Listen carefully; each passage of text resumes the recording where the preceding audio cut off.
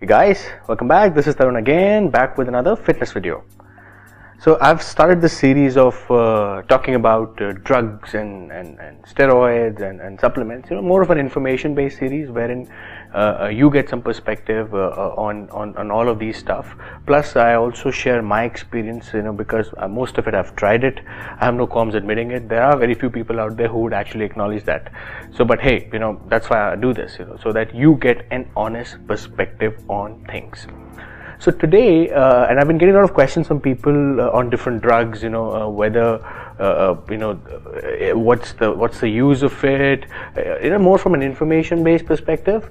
So today I will be talking more about, I'll be talking about Dbol or Dbol, one of the most potent and strongest or probably the oldest oral steroid.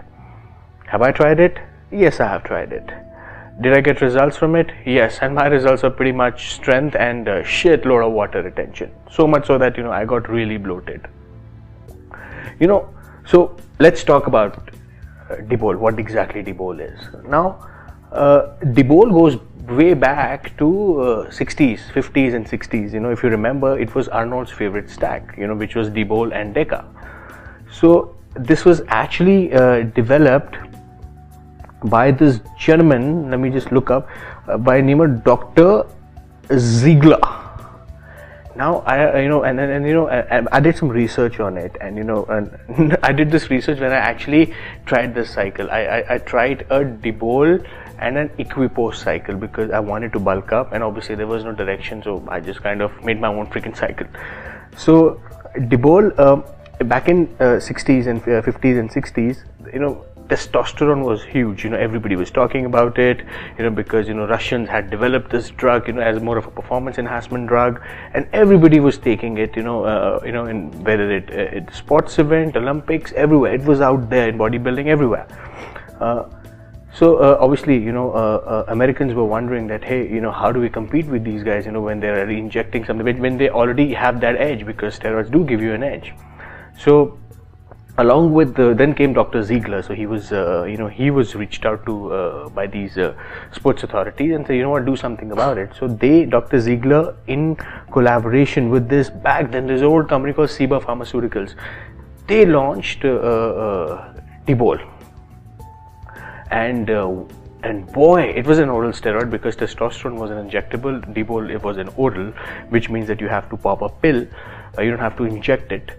Though there are some injectable versions available, but they're not, people usually prefer to take it as oral. So this was launched, and immediately it had huge following. Everybody started loving it, and Arnold has confessed taking it, how it has helped him. Back then it came in actually 5 mg, 5 mg tab.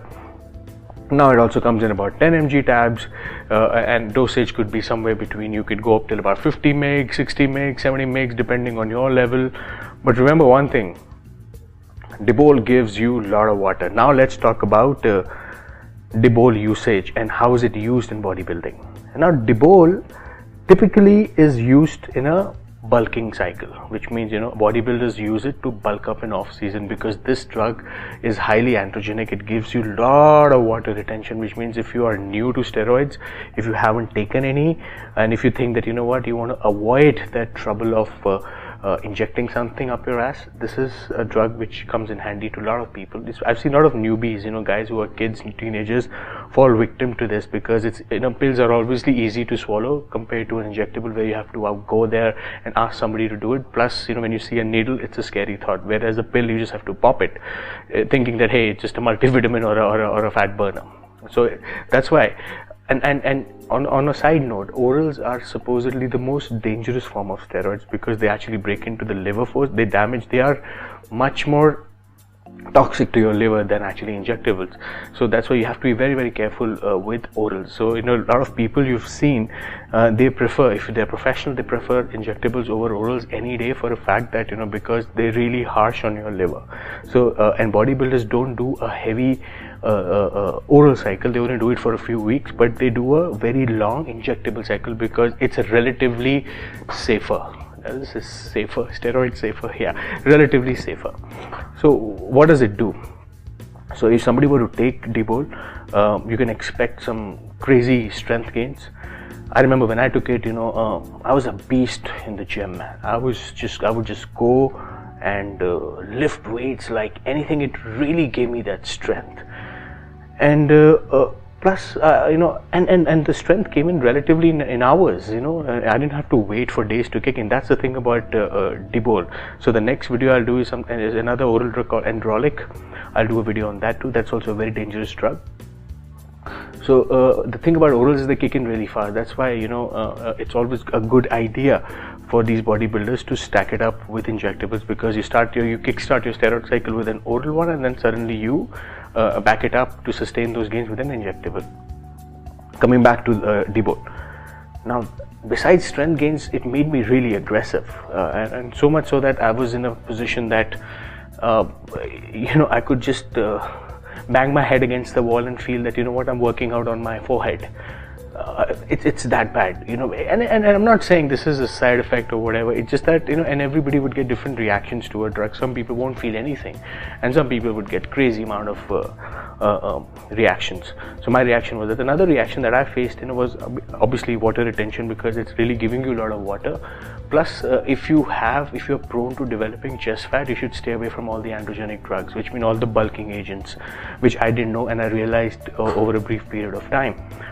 So this drug obviously did worse to my gyno or to my chest problem. Obviously I had to do something about it. As I kept taking the drug, my dosage maximum I went up was about 30 mgs, and about 30 to 35 odd mgs.